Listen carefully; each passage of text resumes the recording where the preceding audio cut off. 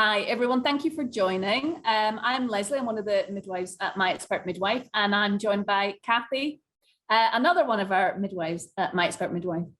Now, we've decided to do this video on the COVID variant Omicron because we've just been inundated with questions from women and their partners about what to do for the best, safety, all that sort of thing. So many questions. We thought, why don't we just do a video, bit of an update. Now, this update follows on from the previous video that we've done. So there's loads and loads of information in that video about how vaccines work, how the COVID vaccine works, safety of it, efficacy of it. So please do watch it. It's really valuable.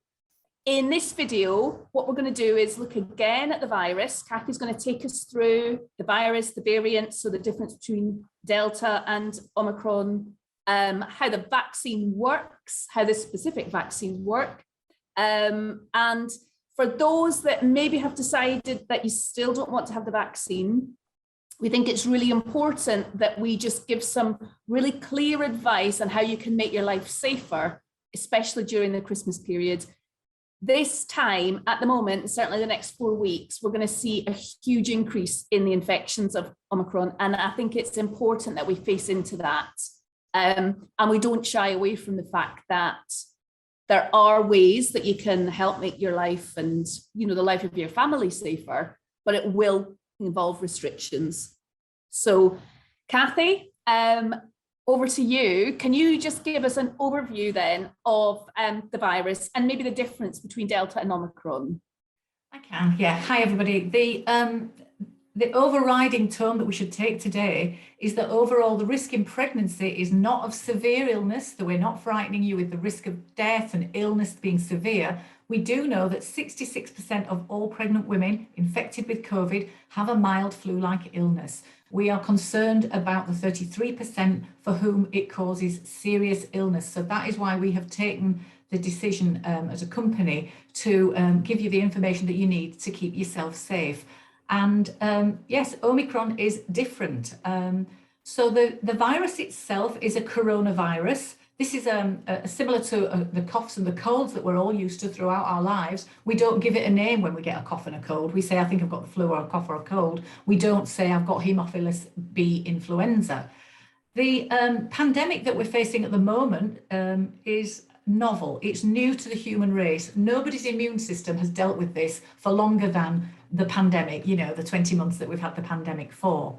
And each time a virus comes along, it wants to get into your body and it wants to replicate and grow and get into somebody else's body. So it is in the virus's interest to be highly transmittable and not to kill you, but to just live inside you. And Omicron's going to be a happy little guy because it is doing a great job of infecting more people than the previous waves of the pandemic have done. So the first time we got the COVID, so just to clarify, coronavirus is the name of the virus that you grow in a little test tube. COVID is the disease that makes you ill. Okay, so the virus will mutate because that's what they do. Viruses evolve, they don't stay the same, they mutate. And when they mutate, the scientists look at them. So the first one we got, the Greek alphabet, has got 24 letters, like we've got A, B, C, D, they've got alpha, beta, gamma, delta.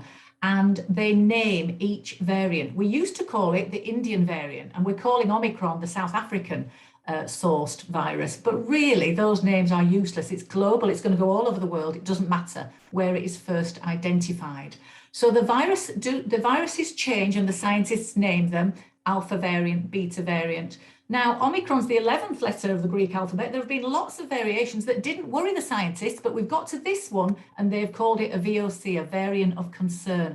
It is highly transmittable. It doubles the number it infects every couple of days. We'll have over 1 million infections a day, probably in a month's time. We've got the perfect storm of highly sociable winter festival in the UK. We've all been well vaccinated about 6 months ago. The vast majority of us that were getting our vaccines were really going a few months ago, and those antibodies have started to wane and weaken in our systems.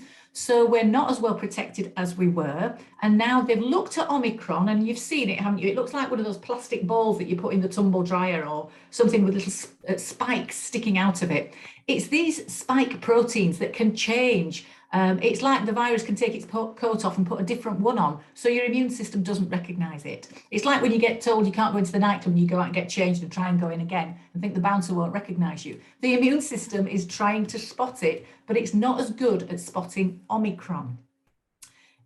There is Delta in the country as well, and there is Omicron. So we've got an epidemic on top of an epidemic. But the good news is we can't really do too much comparisons, but the good news is that the death rate so far with Omicron is 1. And as you know, we had a tragic number of deaths from the start of the pandemic. We're all worried about it, but the early signs are that the virus is weakening in its severity. So this is not to frighten you, but just to give you that information. So Omicron is a name, and the next one, it might be pi, it might be rho, it might be sigma, it might be tau. They will go through the Greek alphabet, but they might not mention on the news if pi comes along, but then rho might be one that concerns them. So they just name the one that they're worried about, and the one they're worried about now is Omicron. It is in London already as the dominant strain. If you've got family and friends in London coming up for Christmas and they've got a cold, they've probably got Omicron. That's not my words, that's the words of Tim Spector, the epidemiologist that is running the Zoe and working with the app that tells us all about COVID every day. If you're from London and the South, and you've been in London and you've got the symptoms of a cold, you really do need to restrict who you're visiting if you're coming north. So the virus will change. You will get different symptoms with Omicron. You will not notice a loss of smell. It's no good getting the peri-peri mayonnaise out and smelling and tasting it and thinking, oh, thank God I can taste it, which is what I was doing back in the pandemic when I was working on the ward. It doesn't affect you like that. The overriding symptom is fatigue. And unfortunately, this is something that you're living with daily if you're pregnant or a new mum. So fatigue, headache, aches and pains, a runny nose and a scratchy throat, not necessarily a hacking cough, but a scratchy throat are the main symptoms. And you must test, lateral flow testing. So where I live in my local shopping centre today, I've had a message to say they are literally giving out boxes of lateral flow tests. You can put into Google any phrase you like, order a lateral flow test, get a lateral flow test, and Google will bring up what you can do and where you can get them from. There were stories in the last few days saying that you're not able to get them. You were not able to get them posted out to you, but there were pharmacists in all over the UK that were holding stock and giving them out. You might have had to get in your car and go for a bit of a long drive. Please don't not get a lateral flow test because you think you're not going to get one. Try your very, very best and test before you go anywhere, and ask your guests over Christmas to test as well. And be a little bit wise as to who's going to come. Your nephew that's off at university partying every night and then comes home to mum's for Christmas might rock up and bring that virus into your home without a test. It's less of a risk, but still a risk if it's somebody you know that you're seeing and they're being quite sensible, a bit older, they're not going to work, they're working from home, they're less of a risk. So judge, only you can do the crowd control for who is going to come into your home at Christmas. And that home can be really well protected. We can open windows, patio doors, we can sit on a bench in the garden or take the dining chairs out. We can really make sure that the virus that's coming out of our mouths and landing on our worktops, that's coming all over us when we talk and sing and laugh, which we hope you'll all be doing at Christmas, that virus can be cleaned with wipes, with hand washing, and it can cut down the spread if you wear a mask. There's nothing to stop you saying to your friends and relatives, I'm heavily pregnant, or I've just had the baby, or whatever you choose to say, would you mind keeping your mask on in the house? You can do virtual kisses, you can do little virtual hugs, you can do the air kisses. We're all going to have to behave differently because Omicron is more infectious than Delta, and Delta was twice as infectious as Alpha. So it's getting better and better at being transmitted. But fortunately, please God, we think the death rate is not going to be as high, but I can't say that for sure. That's not evidence. That is just early anecdotes, because what we're noticing since November the 24th, when we first identified it, we've not even had a month yet of this new variant. So nobody knows what it does. And if you remember in the first wave, the Alpha wave, people were ill and they got worse on day 10, didn't they? And everybody knew that by day 10, things get worse. We still don't know what's going to happen because we've not even had a month of Omicron. So please don't let your friends and family say, well, they've got it in South Africa, but they're coping. South Africa is not comparable to the UK as a country and as a population. They're very different. They're a southern hemisphere country with good weather. They've got high vitamin D levels. They do not have an obesity problem. They've got a population that's very young. The average age of everybody in South Africa is only 27. The average age in this country is 40.6. And only 5% of South Africans live to beyond 65. We have 20% of our UK population that lives well into old age and over 65s. And they're going to be clogging up our hospital services. They're going to be the asthmatic, unwell, overweight, diabetic, high blood pressure type, older people. These chronic diseases we get as we get older are really going to make it a different scenario for the Brits that are going to get Omicron as opposed to the South Africans. So the other question then that we've had lots and lots of contact from a lot of our customers is about the vaccine itself. So we did a video, it was a few months ago, wasn't it, where we just explained how the vaccine actually works, because so many pregnant women have been advised and are still being advised to have it. And that is the advice, strongly advised to have the vaccine.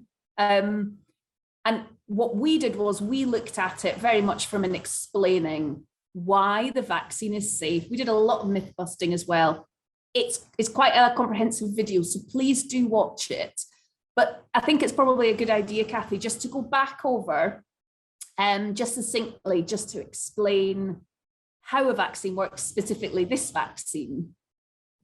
Okay, so we're going to recap on vaccines, and we're going to remember that thank God we have eradicated the virus of polio. We've got herd immunity to polio. We don't get it anymore. Vaccines are life-saving agents that we should all thank our lovely scientists.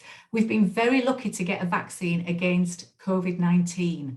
You know, Zika was a problem, rabies is a problem, Ebola is a problem, HIV they never got a vaccine for, did they? These awful, terrible diseases that come along and strike us, we've been very lucky that we've got what's called an mRNA vaccine.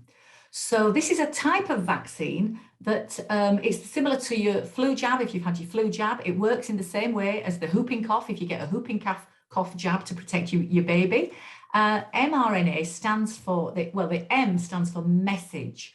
So it's a message that goes in to your immune system. A vaccine is injected into the deltoid muscle in the arm, and it lives in the deltoid muscle for between a number of hours and a number of days, and then it disintegrates. It does not enter your nucleus of your cell. It cannot affect your DNA. It is biologically implausible. There is no mechanism where it can get to your baby. A vaccine cannot get through an umbilical cord and into your womb. No chance. It stays in that arm, and that is why that arm hurts, because it's doing a job in those few cells. And it's kind of like they send an email. When you get an email, you're not getting a package on the doorstep, you're getting something that you read and you think, oh, okay, I've read that. Your immune system reads that email and creates hundreds of thousands of antibodies every single hour, you know, a few hours after you've been given it. And everybody's different, but we think it was taking about 3 weeks for the dose 1 and the dose 2 to get the message across. So remember, vaccines they tend to be given in a series. If you've ever had to have tetanus or hepatitis B jabs, you'll know that you have one and then you have to go back and have another. They're very often, the first dose triggers the immune system to know what to do, and the second dose completes the job. So if you've had 2 doses, you've had a vaccine. It takes 2 doses to give you a vaccine. What you're going to get next is a booster, and they are actually the exact same substance in the exact same amount with the exact same ingredients that go into your body. And there's about 6 little ingredients in the vaccine, and they have all been tested universally for years. We know each individual ingredients are not problems. They do not have adverse outcome for pregnant women, women trying to conceive, or new mothers or lactating women. They are not thought to be a problem. We have that evidence. We've got a 40-year history of this type of vaccine technology. So although this virus is new, this pandemic is bringing something that the human race doesn't know about, we do know the family of viruses it's from, and we do know the type of vaccine that works. So that's what happens. The vaccine sends the message, and within hours you make those antibodies. So the alpha wave we vaccinated you against took you about 3 weeks to have enough antibodies to fight and protect yourself from an infection. And those antibodies we think last a good 6 months. And then we want to give you another one. So when you're invited for your dose, your booster dose, it'll be the same as before, the same thing. and it will make your arm a little bit sore, but it will work much quicker. Your immune system's going to say, oh, I remember this guy. And it's going to take about 4 or 5 days to get you fully protected. So if you get your vaccine now, you're going to be fully protected for Christmas. Go get your booster. If you've been called up, if you are an adult, if you've got a drop-in centre near you, you can put into Google drop-in COVID centre near me, and it will bring them up. You can go, you can ring 119 and find out where your nearest clinic is, or you can go on the NHS website, or you can just put into Google COVID vaccination, or book a PCR test, or book a lateral flow test. Google's there, and Google's listening and knows what the world is all preoccupied with at the moment. So your booster is really important. It is the same substance that you're going to get in a very small dose in your arm. You can have it at the same time as a flu jab because they don't mix. You can have it at the same time as your whooping cough, which is called pertussis. You can have it at the same time. They might give you it in a different arm just so you're not going to be quite so sore. But the reason your arm is sore is because that's where the vaccine stays and does its job. It is impossible for it to get to your baby. It is only the antibodies that get to your baby, and you make those. You're not going to kill your baby with antibodies that you've made. You're going to protect your baby. So if you've had chicken pox, your baby's protected because you had chicken pox when you were 12 or whatever. This is a new vaccine, and we need to teach your immune system to know what to do, and you're going to protect your baby like mothers always do. And the vaccine hesitancy that women felt is totally understandable, but that situation has passed now. We have got lots and lots of research and data, which we didn't have in early 2021. We didn't have it. We've now done research on over 170,000 women who have inadvertently got pregnant when they've had a vaccine, and we have had no adverse outcomes. You are no more likely to have a miscarriage, a congenital abnormality, a preterm birth, a bigger baby or a smaller baby because you've been vaccinated, as opposed to women who are not vaccinated. What we do know is if you are infected and you don't get vaccinated, there's a big chance you will get infected. That is when the risk comes in that you are more likely to have, unfortunately, a preterm birth or a stillbirth. You're more likely to have preeclampsia, and just being dreadfully ill is no fun. Even if you don't need to go into hospital, there is more long COVID with people who get a natural infection than people who protect themselves with a vaccine. So you are doing lots of protective things by getting your booster. And we do understand if you're hesitant. Please don't worry. You can talk to your midwife and say, I really feel uneasy. And she will not push you into decision making. She will give you information and say, go away and think about it. Give me a ring tomorrow. They'll even offer to come round to the house and give you it. If you're really struggling, your GP, I know GPs that are saying to women, you can have it on Friday in the drop-in centre. If you want, come in and see me on Saturday. We really want to help you make the decision that's right for you. And we will trust and respect your baby, your body, your choice, but we can't have you doing nothing. So listen to our plan today and set yourself up with a plan. If you're not vaccinated, you must set up a plan to protect yourself from a highly transmissible virus.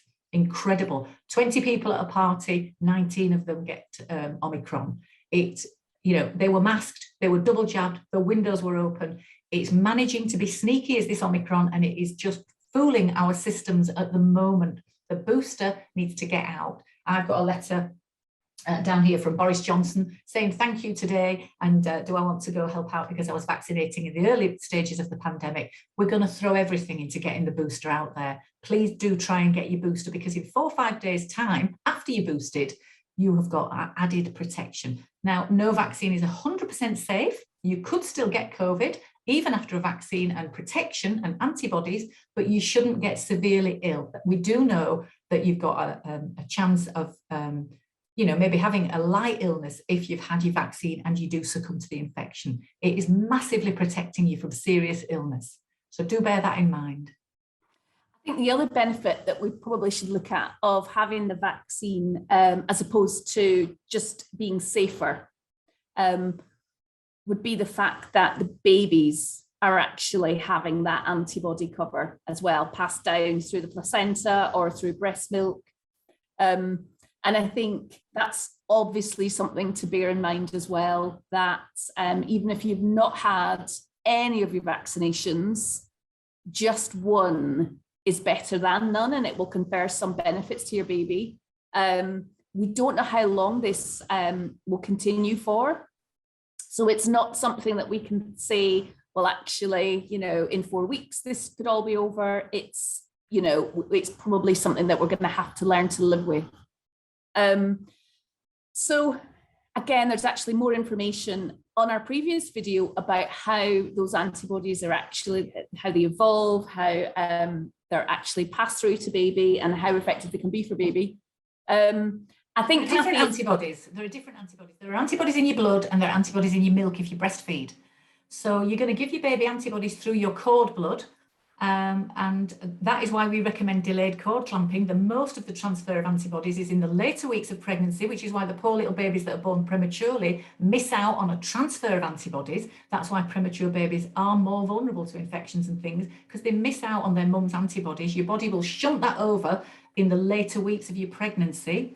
They've done some studies. There was a Dutch study in the Netherlands, and they looked at 2,000, I've got it written there, 2,312 women. They found a quarter of them, this is women that had had the infection naturally themselves, that were just infected and not vaccinated. A quarter of them still had antibodies in their breast milk 10 months after infection. So your breast milk is an incredible thing you can do for your baby. Breastfeeding has gone up in the pandemic. Babies' birth weights have been better. They've not lost their, sorry, not the birth weights. The birth weight that they dropped down in the first 10 days of life has not happened as much because the early lockdown that we had last year helped women to stay at home, just feed. So your baby benefits from the antibodies that are in, we've studied neonatal cord blood, and there are antibodies that go through the cord to the baby, not the vaccine. The vaccine doesn't go to the baby. Those chemicals and those messengers that send that message do not reach the baby, but your antibodies do. And then your baby also gets a different antibody. It gets a secretory IgA antibody that is a big molecule. And as it passes through your bloodstream, there are special receptor sites in your breasts that grab that big molecule and pull it down into the milk and say, I'm going to make this into a sticky defense shield. And every drop of your breast milk has this defensive shield that coats the baby's respiratory tract, tonsils and nose and mouth, and stops it breathing. Well, it may breathe in COVID virus particles from your friends that are in the house, but if you've just breastfed your baby, these sticky particles trap the virus and kill it before it gets into the baby's body. So the baby's got antibodies in its bloodstream because you are vaccinated and you make antibodies. And if you breastfeed, every single feed you give your baby tops up with these secretory antibodies. Now, they only last a number of hours. So if you're going to breastfeed your baby every 2 hours, you are topping up those sticky antibodies that catch and trap the virus before it gets into your baby's body. Remember, it's airborne. Remember, open your windows. Remember, clean your worktops down, wash your hands, get your guests to wear masks. Don't have anybody kissing your newborn baby. You kiss your baby, by all means. When you kiss that baby, you take a sample of any bugs on your baby. As soon as you've licked your lips, they've gone into your body and your immune system can pull out antibodies and protection. So the very next feed you give your baby, you have tailor-made the right antibody for the bug that you just kissed off your baby's forehead. So you feel free to kiss your baby, but don't let friends and relatives. And if you can wear your baby, brilliant. If you can get a sling, if Santa Claus can bring you a good sling or a wrap, or you can borrow one, they are brilliant because they allow your baby to be kept in close contact and keep you nice and warm. If you've got the windows in the house, the baby will keep warm through thermal radiation of your body. It's much more efficient to cuddle a baby to keep it warm than it is to put a hat and gloves and coat. Wear your baby to keep it warm. If you haven't got a sling, don't worry, put it under your t-shirt, under one of these nice stretchy bras like I wear, these t-shirty ones. Get your baby there and a nice cardi with a zip, and then you can open your windows and your patio doors or whatever. Your baby's going to be nice and warm. And there's that psychological barrier that says to friends and relatives and Auntie Cathy who loves babies, that I'm not going to say, oh, take your baby out and let me nurse it. I'm not going to do that because you've got your baby safe where it should be. Your baby only wants you. It's not going to care that it's not had a kiss from Auntie Cathy. We can postpone all of the fun living that we've been doing until after this peak wave perfect storm that we're going to have round about a month from now. So there's a bit of care and prioritising who sees your baby, how you nurse and cuddle your baby, getting those wipes in, cleaning that worktop down, hand washing, masks, and just being a bit of a bouncer, a bit of a crowd control person, really. And this is regardless of whether or not you've had one vaccine, you're double jabbed, or even if you've had a booster. We don't know the impact of this variant yet, and this is all about keeping you and your baby safer. We say it anyway, don't we, Lesley? We say the 4th trimester, we do lovely webinars on looking after yourself, your baby, your newborn, and we recommend that you go into a little bubble and have a little, we call it a baby moon, like a honeymoon, you know, just the 3 of you, or the close family with a couple of close friends and relatives is much better for you and your baby. You know, it's all over the world, birth and afterbirth is a pretty sacred time when women do become more homely and focused on just them, and you are recovering. 30% of you that are giving birth are recovering from a C-section birth. 90% of women giving birth, up to 90% are getting trauma where they need to heal from physical tears and stitches. It's no bad thing for us to be saying to you, have a quiet, cozy Christmas in skin to skin with your baby. Maybe go to a buffet, not a sit down meal, so you can spread out in the house and not all sit around that small table. Just think of a few little tweaks that you can do this year. I know it's an absolute pain. We're all sick of it, but we've got to not get what compliance fatigue, where people get sick of following the advice. We've got to just stick at it for a bit longer to protect. I'm not really worried about getting COVID myself. I've had my booster, I've had COVID, but I've got a son with a kidney transplant from his dad, and I don't want him to get it. There are clinically, he looks absolutely fit as a lark. He'd hate me saying it on this video, but you know, he's 35 and he looks fit. You can't tell the people out there that are clinically vulnerable. They're having to go to work and do their jobs, and we can protect them by wearing a mask. I know it's not nice, but wear a mask in the supermarket and, you know, cut down your socializing a little bit to protect people. You know, it's the best thing you can do for your community, really. I'm not frightened that I'm going to die or you're going to die. I'm just frightened that we're going to pass around a highly transmissible virus, and the NHS needs time to catch up with how it is dealing with it. And lastly, Cathy, for women and perhaps the partners as well that have looked at all of our videos, they've read extensively on the Department of Health website, looked at accurate, credible sources, and have made the decision not to have the vaccine.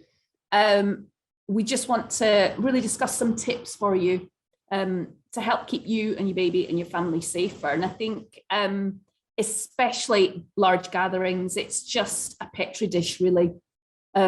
So avoid if you can would be our strongest advice, especially while this, you know, we've got an exponential rise at the minute in infections, and while that's happening and while there's the unknown about the severity of this variant, limit if you can, you know, and it may be saying to relatives that this is the advice that you've been given, that it is going to be a much quieter Christmas. Limit it just to that bubble that you've got in your home, especially if you're late 3rd trimester or you've got a newborn. If you are having people over, lateral flow tests, and ask them to do it regularly, or even if they wouldn't mind actually just limiting who they're in contact with as well.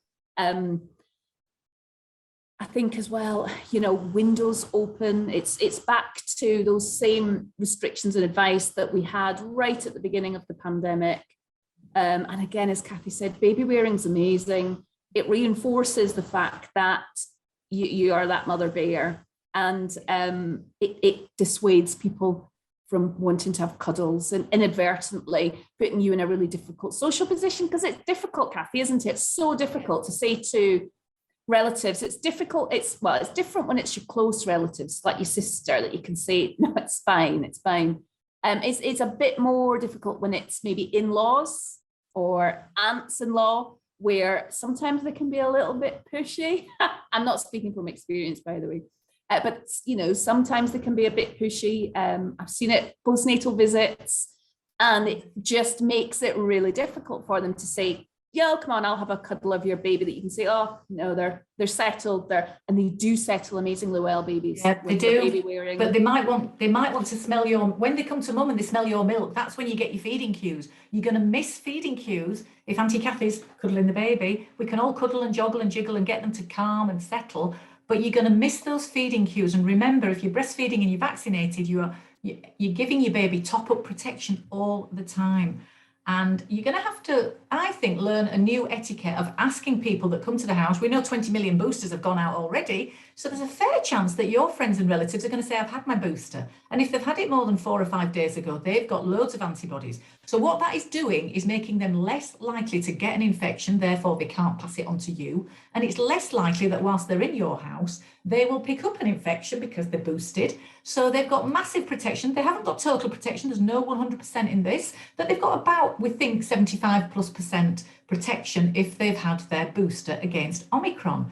But, you know, they could still get an infection. So we've still got to do all of the hand washing, keeping the house safe, not sitting cheek by jowl next to each other, spread out. I mean, I've not sat on the same settee as my son. If I can help it, he goes on that one and I go on this one, you know, just little measures, and learning to say by a WhatsApp chat before people come, who's not had the booster, and make a joke of it and say, I might sit you on the patio, you know, just make a little joke and have a little laugh. It's okay to feel hesitant and unsettled. And we do understand there's no midwife is not going to have her heart bleed for a woman who comes in a bit of a state and says, I just don't want it. I just don't want it. We do understand. You are misinformed if you think you're keeping yourself safe by not having the vaccine. You are putting yourself at more risk by not having this vaccine. And I say that with my hand on my heart, not to frighten you, but just to make sure that you've got the right information and the right evidence. The number one protective thing you can do to protect yourself and your baby is to get vaccinated, 2 doses, and to get a booster. There is no need to delay in pregnancy, when you're breastfeeding, if you're trying to conceive. Please really, really understand the Royal College of Midwives, obstetricians, gynecologists, the NHS, the UK Health Security Agency, worldwide, every single country in the world, we've looked into this. You are safe if you get a vaccine. Women that say it's a new thing and we don't know enough about it, the long-term things don't come from viruses. The long-term after effects tend to come from people who smoke when they're 20 can get lung cancer when they're 40. You know, people, you can get a virus and you can be poorly and then you get better. And years later, you can be poorly from a virus. The actual virus can do that. You can have chickenpox and shingles and all these things years later. With the vaccine, there are no problems apart from in the 5 to 28 days after the vaccine, the sore arms. I had a swollen armpit, it didn't bother me at all, but it was a big swollen armpit. You know, some people are getting rare, and I'm talking billions of doses that have gone out. And there are obviously some very rare incidences of young people with pericarditis or people who've got an underlying thing like they might clot their blood too much. Unfortunately, AstraZeneca threw up a very small number when you think of all the billions of people on Earth. So we have made sure that pregnant women are only going to be given Pfizer or Moderna, and we've got no adverse outcomes associated with those, apart from sore arm, bit of a headache, take some paracetamol, this sort of thing. And anything you get from your vaccine, any side effects, they are short-lived in the short term. You don't need to worry that in 10 years' time is something going to happen to me. It's not like you smoked 20 a day when you were 25 years old, and then when you're 45, they say, oh, you've got cancer, it's from when you smoked. There's no after effect like that. There's no consequence like that from a vaccine, apart from in 5 to 28 days, you know, you can get that swollen armpit or whatever, or you might feel a bit dizzy or a bit sickly. It might cause a little bit of a flare-up of something, but it is well worth it for the protection, the life-saving protection for you and for your baby. And it's not just against COVID, it's against long COVID, it's against premature birth for your baby, which massively impacts your baby's life. So we really do want to encourage you to get to the vaccine. That's not to say that we'll treat you any differently if you don't. I've looked after pregnant women that didn't believe that COVID existed. I've been called swear words and told I need to get a life if I think COVID's real.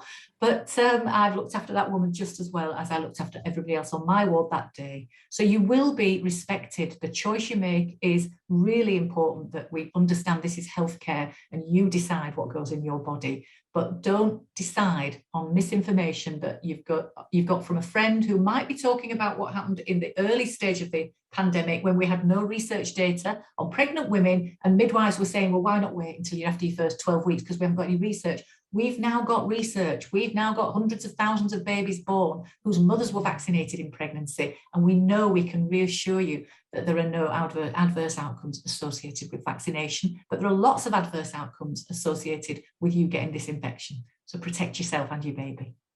Thank you, Cathy.